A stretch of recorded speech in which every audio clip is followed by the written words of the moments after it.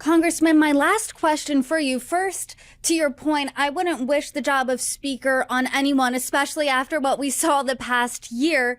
But after these votes came out, not in the favor of Republicans, the headlines were abound of this is embarrassing for the Republican Party. The GOP is in disarray. They wanted a fix on the border and then they rejected. What do you make of those criticisms? What's your response to that? Oh, that's not accurate, ma'am. We are organized. We already sent H.R. 2 over to the House, and the media refuses to bring that up.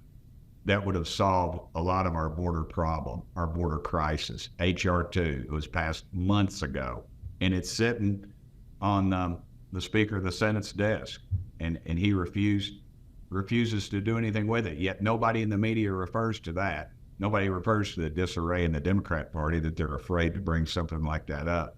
So I'd submit to you, ma'am, that's just liberal talking points, and I don't see the disarray. Yeah, there are people who are upset, but Republicans feel more free to talk about it than Democrats do because they're not afraid of leadership coming and taking their committee position or taking a pork project out of their district. So I submit to you, ma'am, that's a falsehood.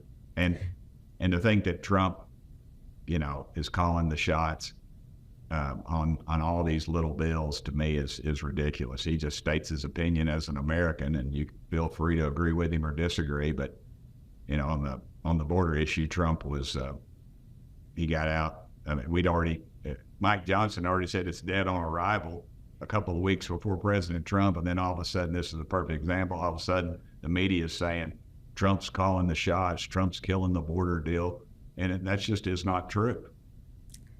To your point on H.R. 2, it did pass the House, but without any Democratic support. The border bill that the Senate brought up just this week had bipartisan support. So what do you say to voters who think that House Republicans can't compromise with Democrats on this issue? Because the Democrats they want all these voters coming in, ma'am. That just swells their rolls, and they know it.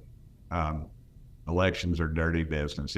Politics is a contact sport. They want those folks doing their mail-in ballots. We don't do it like that in Tennessee, but these other states, it's just kind of they write their election laws in pencil because they erase it a lot and change their laws without the proper approval of their state legislatures. So I don't have a lot of faith in all that. I'm just glad I'm from Tennessee.